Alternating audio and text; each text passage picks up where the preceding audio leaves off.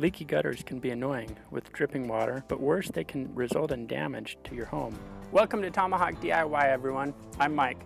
Today I'll show you these simple home repairs with leak stopper rubber Flexx liquid coating and with leak stopper waterproof tape. Now I want to thank the Gardner Gibson brand for sponsoring this video.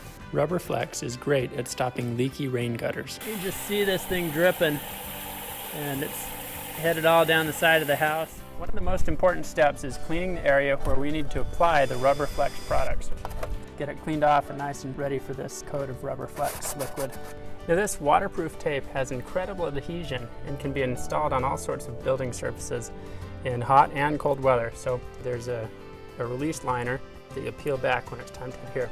Now be sure you've got it in the right spot. Now I'm going to apply pressure because I want this secured down good and tight. My surface is clean and dry. We're ready to apply this rubber Flexx liquid coating. I'm going to be sure I'm extending past the waterproof tape.